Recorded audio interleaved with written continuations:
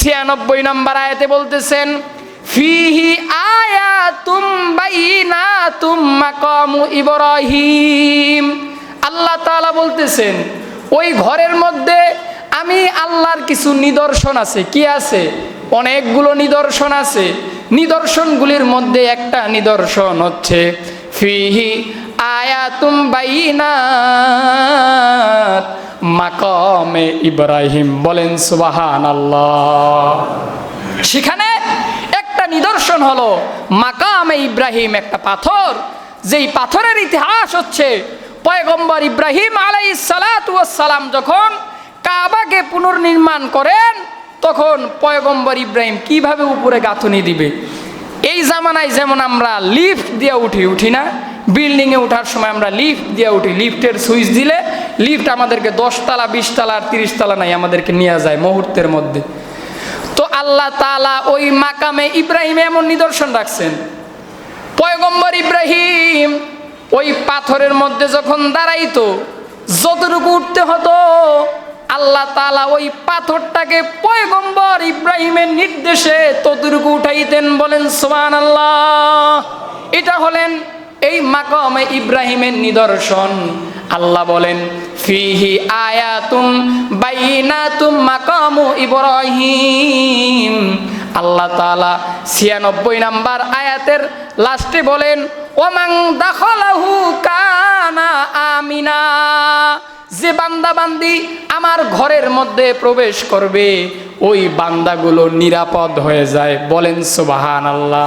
কারণ মানির রহিম।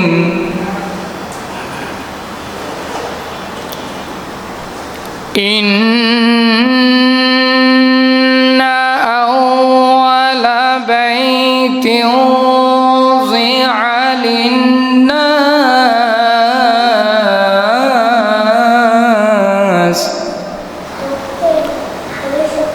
লাল্লাযী বিবাক্কাতা মুবারাকান ওয়া হুদাল লিল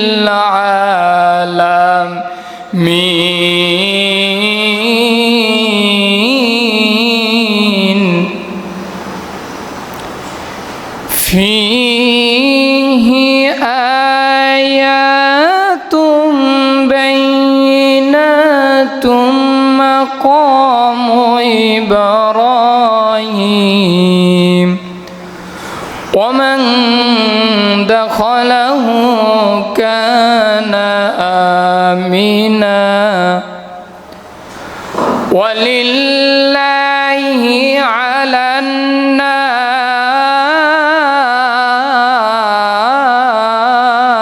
নাস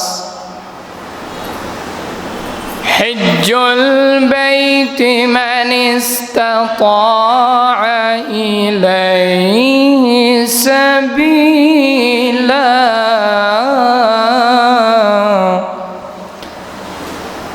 ومن كفر فإن الله غني عن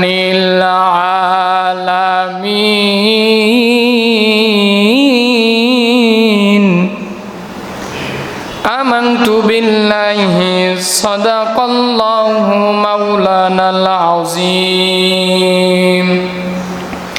আমরা সকলেই মহব্বতে দরুদ ইব্রাহিম পড়ি। আল্লাহুম্মা সাল্লি আলা মুহাম্মাদ ওয়া আলা আলি মুহাম্মাদ কামা সাল্লাইতা আলা ইব্রাহিম ওয়া আলা আলি ইব্রাহিম ইন্নাকা হামিদুম মাজিদ। اللهم بارك على محمد وعلى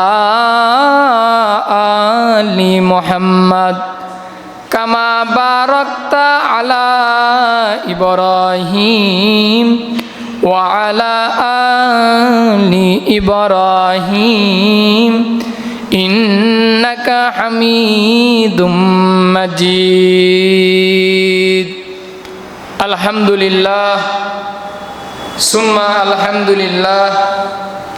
আল্লাহ সুবহানাহু ওয়া তাআলার আলিশানে দরবারে অসংখ্য শুকরিয়া, যে মহান রব, যে মহান প্রতিপালক আমাদেরকে বড় দয়া করে মায়া করে এই ফিতনা ফাসাদের জামানায় কোরআন ও সুন্নাহর ভিত্তিতে সহিহ তরিকায় আমাকে কিছু কথা বলবার মতো, আপনাদেরকে শুনবার মতো যে মহান রব আমাদেরকে কবুল ও মঞ্জুর করেছেন, নিয়ামতের শুকর আদায় করে একজন মুসলমান হিসাবে ঈমানের আওয়াজকে উঁচু করে এক আওয়াজে উচ্চ কণ্ঠে আমরা সকলেই কালিমাতুশ শুকরিয়া আদায় করে বলি আলহামদুলিল্লাহ। আমরা সকলেই বলি রব্বানা লাকাল হামদ হামদান কাসীরা তাইয়িবান মুবারাকান ফীহি। সম্মানিত উপস্থিতি, লক্ষ কোটি দরুদ ও সালাম সৈয়দুল মুরসালিন রহমাতুল লিল আলামিন শফিউল মুজনিমিন খাতামুন নবিয়্যিন নবিউল আরবা ওয়াল আযম হাবিবে কিবরিয়া আশরাফুল আম্বিয়া সৈয়দুল আম্বিয়া নবী মুহাম্মদুর রাসূলুল্লাহ আমরা সকলেই বলি সাল্লাল্লাহু আলাইহি ওয়াসাল্লাম। সম্মানিত পেয়ারে হাজিরিন, আমরা যে মাসটি অতিবাহিত করতেছি এই মাসটির নাম হচ্ছে আরবিতে জিলকদ মাস। কোন মাস? জিলকদ মাস। এই জিলকদ মাস এটা হচ্ছে হারাম মাস, অর্থাৎ সম্মানিত মাস। কি মাস? সম্মানিত মাস। এই বাচ্চারা তোমরা আলাদা আলাদা হয়ে বসো, একসাথে বসবে না, সবাই আলাদা হও, আলাদা আলাদা হও, সবাই আলাদা আলাদা থাকবে, একসাথে হবে না। তো আরবিতে এই মাসটার নাম হচ্ছে জিলকদ মাস। আর এই মাসগুলো হচ্ছে বড় সম্মানিত। আল্লাহ কোরআনে বলেন 4টা মাস বড় সম্মানিত। এই 4 মাসের মধ্যে একটি মাস হচ্ছে জিলকদ, বলেন সুবহানাল্লাহ। এবং এই মাসটি হচ্ছে হজের মাস। কিসের মাস? হজের মাস। আমরা সকলেই জানি আমাদের দেশ থেকে অনেক হাজী সাহেবগণ হজ করতে মক্কায় গেছে, ঠিক কিনা? আমরা তাদের জন্য দোয়া করি আল্লাহ তাআলা যেন তাদের হজকে হজ্জে মাবরুর দান করে, সকলে বলেন আমিন। এবং তাদেরকে সুস্থতার সহিত আবার নিজ মাতৃভূমিতে আসার তৌফিক দান করেন, সকলে বলেন আমিন। ভাইরা আমার, তো আজকে আমি আপনাদের সামনে যে আয়াতে কারিমা তিলাওয়াত করেছি, পবিত্র কোরআনুল কারীমের 3 নম্বর সূরা সূরা আলে ইমরানের 96-97 নম্বর আয়াতে কারিমা আপনাদের সামনে তিলাওয়াত করেছি। এই আয়াতে কারিমার মধ্যে মহান রব্বুল আলামিন বলেন, ইন্না আউওয়ালা বাইতিউ উযিআ লিন-নাস লাল্লাযী বিবাক্কাতা মুবারাকাও ওয়া হুদাল লিল আলামিন। আল্লাহ তাআলা বলেন, ইন্না আউওয়ালা বাইতিউ উযিআ লিন-নাস, নিশ্চয়ই মানুষের জন্য প্রথম একটি ঘর নির্মাণ করা হয়েছে, লাল্লাযী বিবাক্কাতা, যেটা পবিত্র ভূমি মক্কায় অবস্থিত, মুবারাকা, যেই ঘরের মধ্যে বরকত আছে, ওয়া হুদাল লিল আলামিন, সেই ঘরটি হলো গোটা পৃথিবীর মানুষের জন্য হেদায়েতের কারখানা, বলেন সুবহানাল্লাহ। তো আল্লাহ তাআলা বলতেছেন, ইন্না আউওয়ালা বাইতি উযিআ লিন-নাস, মানুষের জন্য প্রথম ঘর। সকলেই বলেন তো আমাদের আদি পিতার নাম কি? আমাদের আদি পিতার নাম কি? হযরতে আদম আলাইহিস সালাতু ওয়াস সালাম। এই হযরত আদম আলাইহিস সালাতু ওয়াস সালাম প্রথম যেই ঘরটি নির্মাণ করেন সেটা হচ্ছে কাবা ঘর, বলেন সুবহানাল্লাহ। তো যত নবী রাসূলগণ পৃথিবীর জমিনে এসেছে সকলেই আল্লাহ পাকের দ্বীনের দাওয়াত দিয়েছেন তাদের উম্মতদেরকে, কথা বলেন ঠিক কিনা? নবী রাসূলগণ আল্লাহ তাআলার বান্দাবান্দীদেরকে দাওয়াত দিয়েছেন এক আল্লাহর দাওয়াত এবং নামাজ, রোজা, হজ, যাকাতের দাওয়াত দিয়েছেন নবী রাসূলগণ। ইবাদতের রাস্তা শিখাইছেন। ইবাদত কোথায় করবে? এজন্য আল্লাহ তাআলা ইবাদতের একটি ঘর নির্মাণ করলেন, কাবা, বাইতুল্লাহ। বলেন সুবহানাল্লাহ। ভাইয়েরা আমার, তো এই কাবার প্রতি মহাব্বত, এটা হচ্ছে একটা ঈমানি দায়িত্ব যে আপনি আল্লাহর ঘরকে মহাব্বত করবেন। কথা বলেন ঠিক কিনা? কারণ এই পৃথিবীর মানুষ আল্লাহকে মহাব্বত করে, নবীকে মহাব্বত করে, যেমন ঠিক ওই মহাব্বতটা কাবার দিকে থাকাও দরকার। কথা বলেন ঠিক কিনা? কারণ কাবার দিকে যদি কারো মহাব্বত না থাকে তাহলে তার ঈমান নাই, কারণ তার কাবার প্রতি ঈমান নাই, কাবার উপর মহাব্বত নাই। এজন্য বাইতুল্লাহ, আল্লাহর ঘর, কাবার দিকে প্রত্যেকটা ঈমানদার মুসলমানদের কি থাকতে হবে? মহাব্বত থাকতে হবে। এটা ঈমানি দায়িত্ব। তো সারা পৃথিবীর মানুষ যদি কাবাকে মহাব্বত করা ছেড়ে দেয় তাহলে কি আল্লাহর ঘর ধ্বংস হবে? না, আল্লাহর ঘর ধ্বংস হবে না। পৃথিবীর মানুষ যদি কাবার দিক থেকে মহাব্বতটা উঠায় নেয়, আল্লাহ পাক যুগে যুগে ভিন্ন মাখলুক দিয়ে কাবাকে আল্লাহ কি করছেন? ধরে রাখছেন। যেমন আল্লাহ পাক আবাবিল দিয়া কাবা বাঁচাইছেন। কথা বলেন ঠিক কিনা? আল্লাহ আবাবিল পাঠাইছেন না? আপনার আমার পয়গম্বরের জন্মের 50 দিন আগের ঘটনা আমি আপনাদেরকে গত কয়েক জুমা আগে আমি আপনাদেরকে এই আলোচনাটা শুনাইছি, যারা শুনছেন মনে আছে। তো আল্লাহ পাক সেই কাবাকে উদ্ধার করার জন্য আবাবিল পাঠাইছেন যুগে যুগে।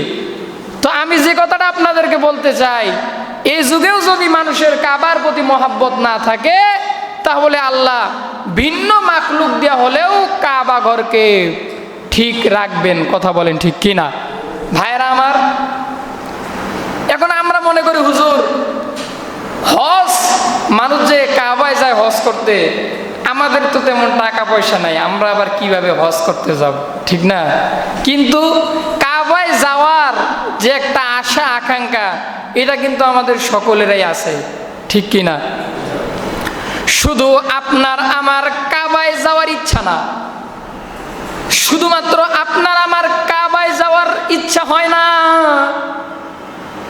বরং পিপিলিকা একটা প্রাণী, ছোট্ট পিপিলিকা আল্লাহর কাছে দোয়া করছেন, ওগো আল্লাহ, আপনি আমাকে বাইতুল্লাহ নিয়ে যান। বলেন সুবহানাল্লাহ। আল্লাহ তাআলা মক্কার কবুতরে অর্ডার করছেন, এরে কবুতর, অমুক এলাকার মধ্যে আমার একটা বড় আশেক আছে, পিপিলিকা, ওই পিপিলিকাটারে নিয়া হে কবুতর আমার ঘর তাওয়াফ কইরা আমার রসুলের রওজা জিয়ারত করাইয়া ওই পিপিলিকাটারে আবার ওই পিপিলিকার ঘরে রাইখায়। ভাইরা আমার, কাবায় যাওয়ার জন্য, হজে যাওয়ার জন্য টাকা পয়সা বড় বিষয় না। আপনি নিয়ত করছেন খালেস নিয়ত, আপনার মহাব্বত আছে কাবার দিকে,